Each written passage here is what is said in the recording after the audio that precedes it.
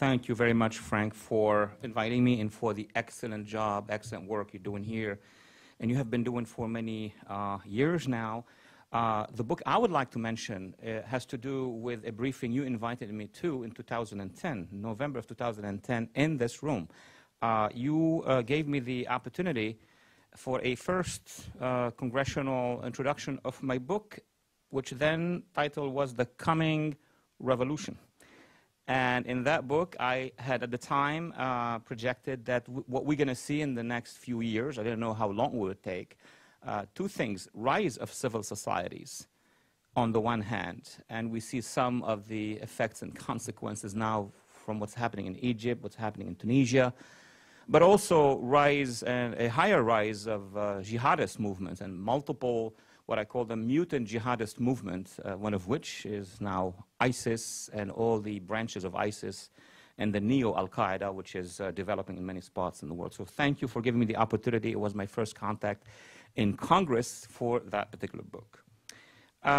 My topic today, which is a pretty limited topic, has nevertheless effects and consequences on the work you're doing here, which is on U.S. national security, foreign policy, defense. The topic is jihadism in Europe, and that means everything that is under that word, which would be first the ideology, jihadism, of all kind of jihadism movements, Salafi, the ones that have served as a basis, intellectual basis, doctrinal basis for Al-Qaeda, for ISIS, and for many other groups, and also Khomeinism, the Iranian Khomeinist version of this movement. The latest developments, dramatic ones, which are inviting a discussion and debate first in Europe and of course now here in North America, have been no doubt about the long series of attacks that either individuals, jihadi individuals, or groups, cells, linked or not linked to movements in the region, have conducted on the continent.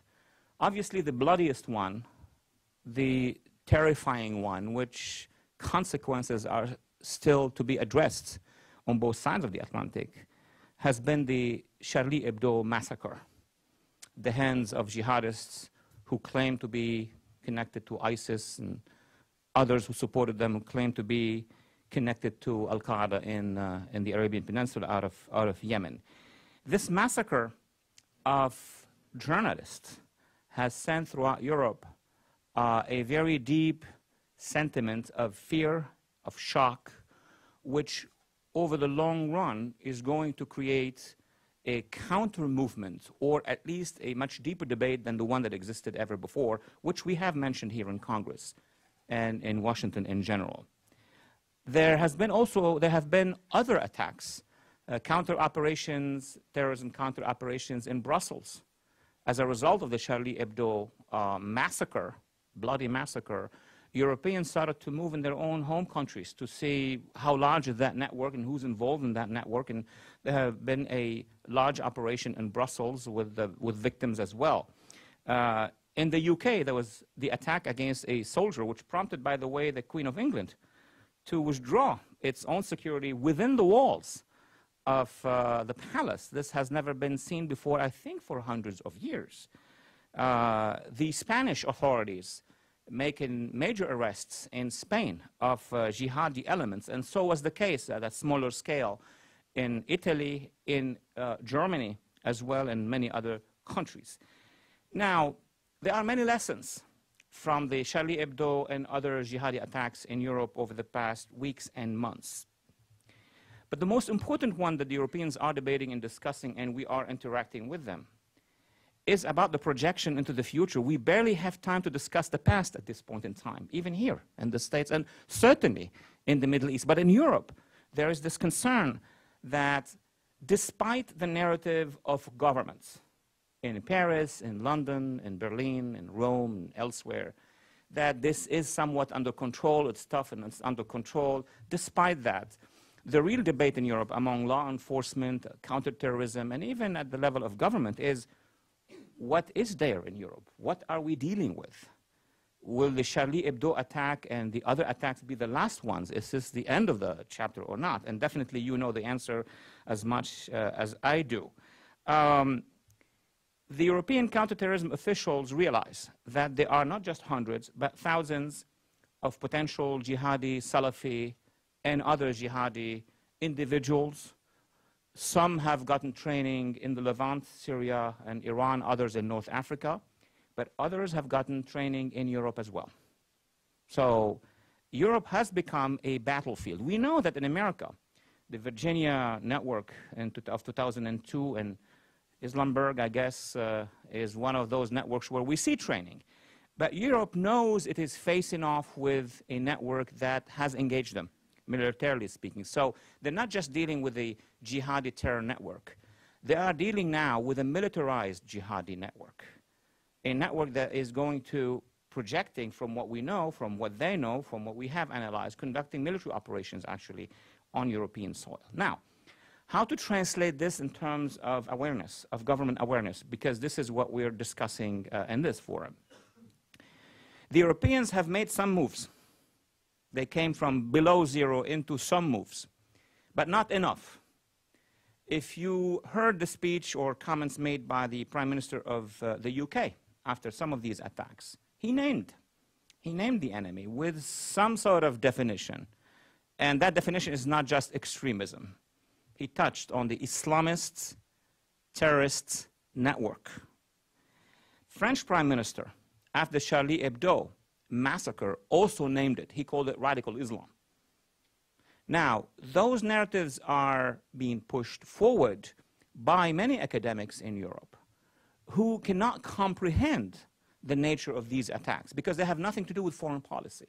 It's really about free speech. The attacks conducted against Charlie Hebdo were not about Algeria, were not about Central Africa or Chad or the Levant. They were about silencing French journalists who, by the way, are not on the right. They are on the far left. They are atheists. They are progressive. So that created a sort of a debate in France, which is coming to realize that they are dealing with an ideology. Why did they come to this conclusion? Because they analyzed across the board in Europe three things. Number one, the common ideology. What is common among all individuals, lone wolves or not lone wolves, groups of individuals, cells, or large networks? What is really common among everybody is a block of ideas and doctrines that could be coined today as jihadism. That is clear at this point in time. What is diverse and different is the method. Some are using method of random choosing selection of individual targets. Others are using more symbolic targets. And the third level is the connection between these jihadists and the mother organizations in the Middle East. Sometimes there is a connection with ISIS, some other times with Al-Qaeda, other times with other regional jihadi organizations in Africa, from Boko Haram to Shabab to Ansar ad-Din to Ansar al-Sharia in Libya, so on and so forth. What the Europeans are not doing is to recognize, and this is gonna evolve with time, is to recognize that the jihadists in Europe, specifically in France, have become urban jihadists. These are not just traveler jihadists. These are not just lone wolves.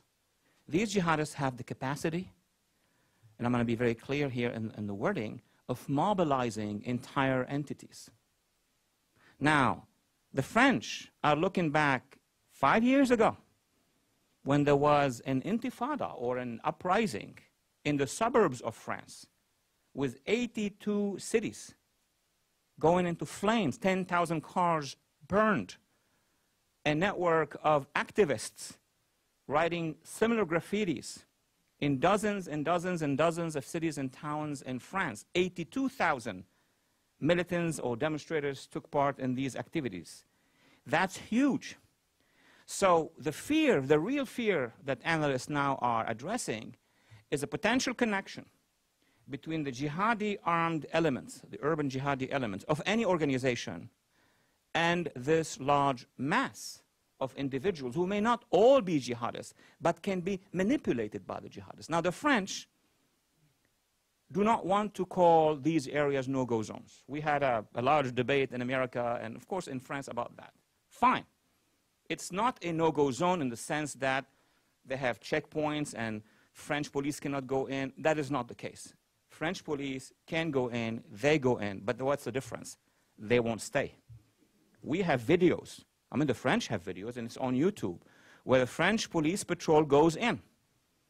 And if there is a situation, quote unquote, a threatening situation, what they do is that they would withdraw tactically and leave the area.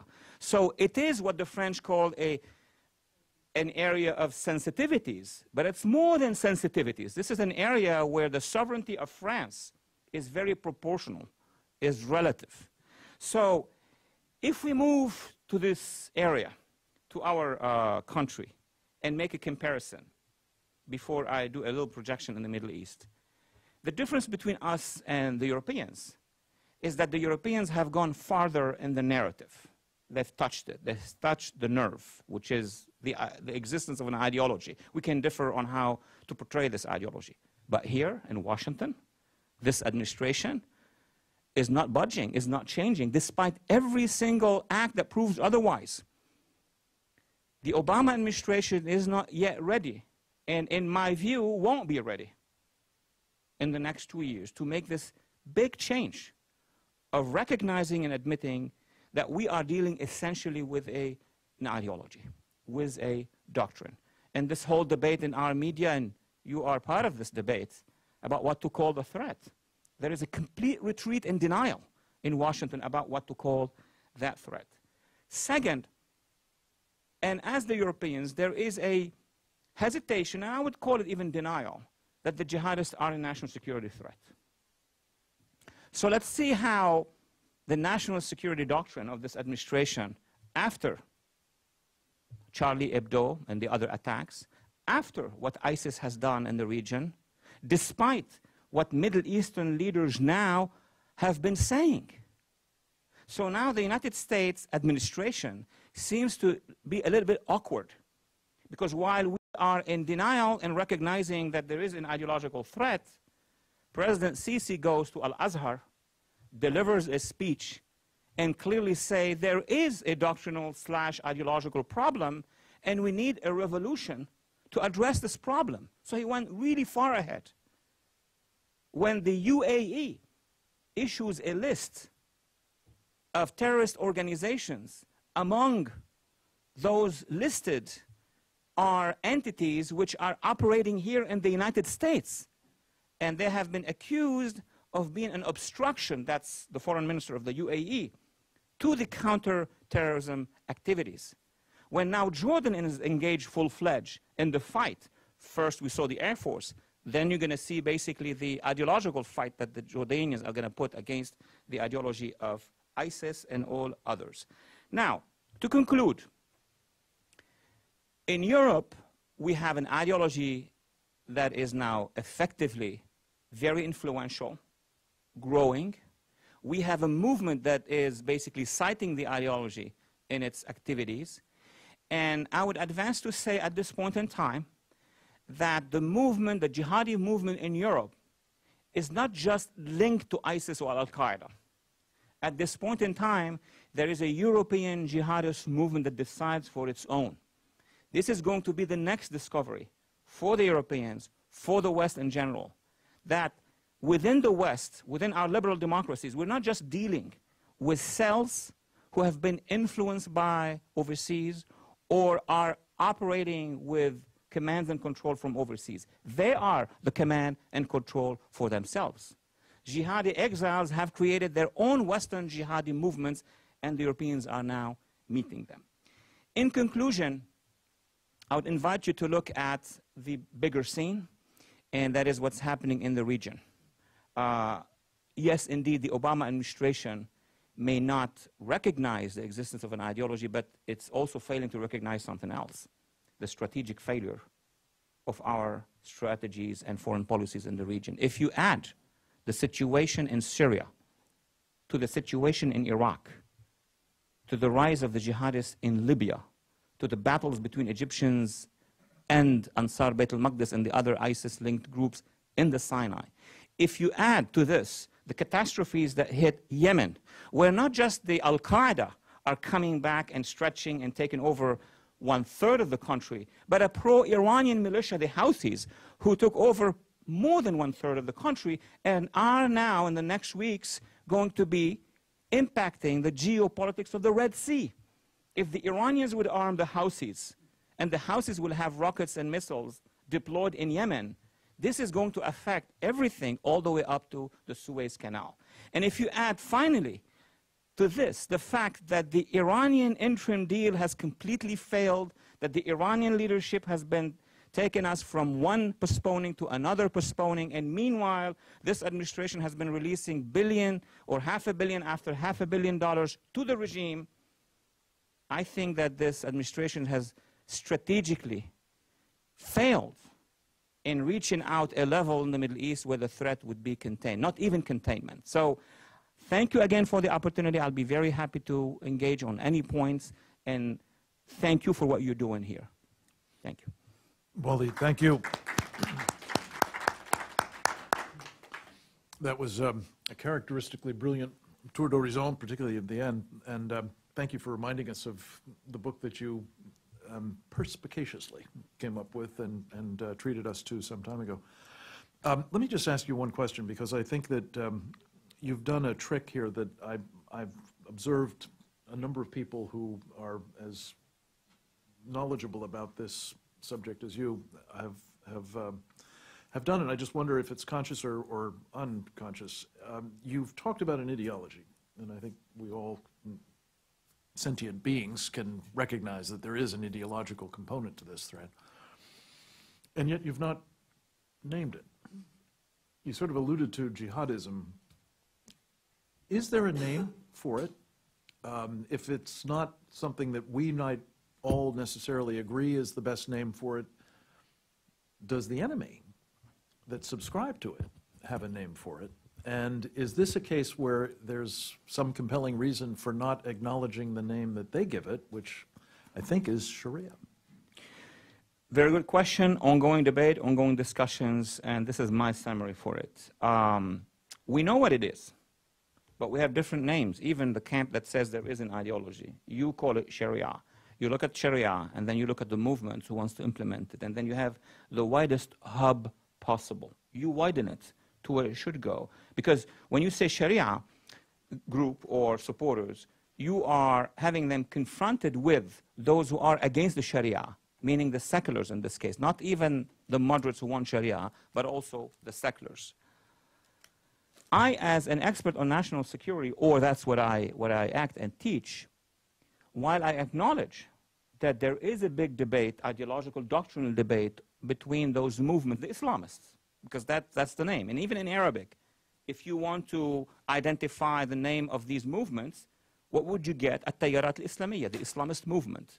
And of course, the Islamist movement's first goal is to establish the Sharia, but not just the Sharia. The Sharia as a first step to establish or re-establish the Caliphate. All right, so that exists. I focus on the movement within that hub that has chosen a path of military activism and security and terrorism, which calls for jihad, active jihad, and therefore I coin them, what they coin themselves, the jihadists. So all Sharia or Islamists acknowledge jihad, but those who are involved in the jihad activities are as an army, that's what they do. So as a counter-terrorism, counter-insurgency, or counter-military activities of the foe, I focus on the jihadists. That's the name I give them, and I think it replicates on the other side. If you ask in the Arab world, they would simply call them jihadist takfirists. Their view of Sharia, they would call them takfirists, meaning they would choose from Sharia any mechanism that would render the enemy as an apostate or as an infidel. So we are talking about the same thing. You widen it culturally and ideologically. I focus on the militant aspect of it. Can I just follow up question quickly? Do you discount or think irrelevant what the Brotherhood calls civilization jihad piece? That's not so much nonviolent as pre-violent because you're focusing on the militant arm rather than the larger enterprise? No, I see them as stages. They're not disconnected. I mean, any movement that wants to establish the caliphate outside international law. I mean, if you want to have a caliphate in a museum or, you know, a new kind of caliphate, virtual one online, you could play a game, yes. But we have an international order. And in international orders, you cannot have 2, 3, 4 international laws. It's one. So if you want to come like ISIS, but even like Al-Qaeda or even the Muslim Brotherhood, when they get to the tipping point, what would they do is would say, well, our view of international law is different than your view of international law. They've reached that point. So I do say that there is a stage of militancy, political militancy, ideological militancy, and that transforms into military or into security. From a historical perspective, it's all one. I happen to focus on this. It does not mean that I do not consider the other parts as part of the movement. Good. Okay. Claire? Thank you. You might identify yourself too, please. Thank you. Claire Lopez, Center for Security Policy. Thanks, Walid. Wonderful presentation. Just to follow on Frank's question, which would have been mine as well, what do you see among the Europeans themselves, in particular the security and intelligence services, in terms of their awareness of that pre-violent stage of the jihad? In other words, the support network that includes the recruitment, the indoctrination, the training, the mosques. Are they focused on that as the, you know, the predecessor, the lead up to the violent, or are they just really now just focused on the violent because they have to be? Well, first of all, by way of comparison, I must admit that our European colleagues are very advanced in understanding the ideology, very advanced in understanding who is spreading this ideology. Their problem is their political level, that the governments do not instruct them actually to act beyond that. That is a problem that we have here, but we are worse, quote unquote, than them in the sense that we don't even acknowledge that there is an ideological dimension. I mean, at least this administration. Under the Bush administration, maybe at some point under the Clinton administration, there was an acknowledgement that there is an ideology, a radical ideology. This administration doesn't even acknowledge that there is an ideological root. They say it's about jobs, it's about sexual lives, it's about all sorts of frustration or race, but nothing about the jihadi ideology. Dan?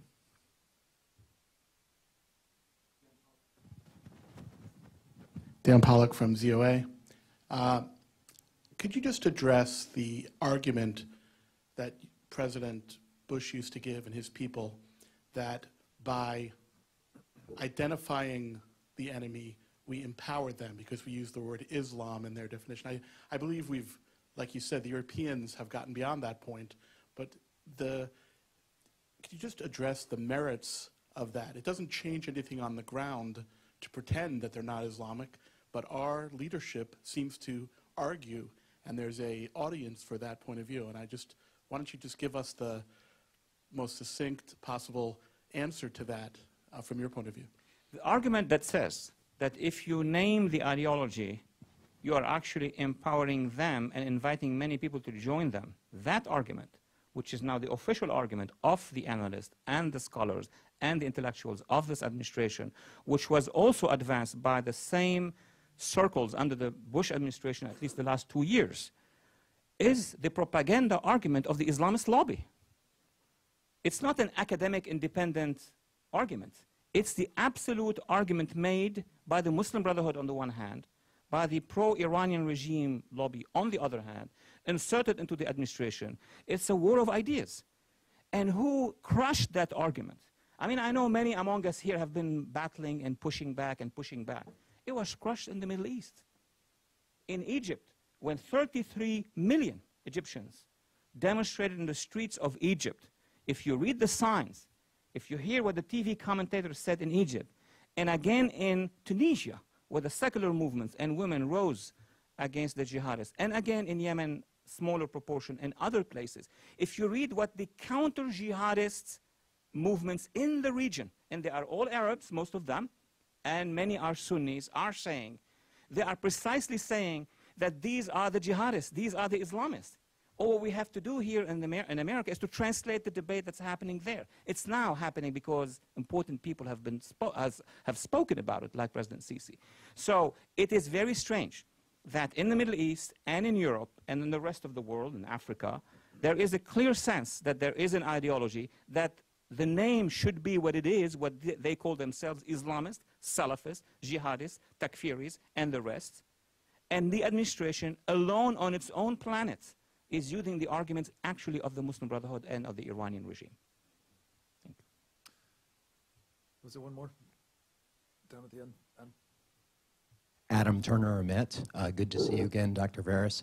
I was told a few years ago when the Muslim Brotherhood still controlled Egypt by Cynthia Farahad, she said that the U.S. Embassy in Cairo, the Egyptians that worked there were Muslim Brotherhood types, and the people that they sent here to immigrate to the U.S. were all the bad people for the most part, and not, let's say, the Christians who needed to get out and secular Muslims. I was just wondering, is that still true, not so much just in Egypt, but everywhere in the Arab world? Is that who we're getting in terms of people who are immigrating to this country?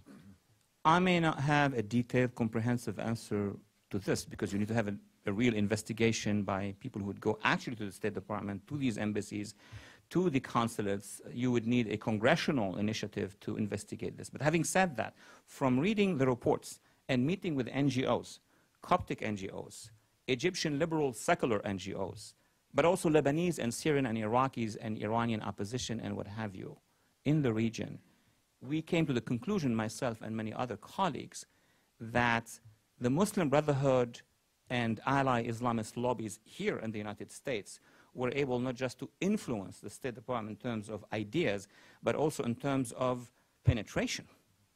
This is not a light word. Penetration in terms of having people who have the same ideas ending up in a position of being hired in these embassies, in these consulates.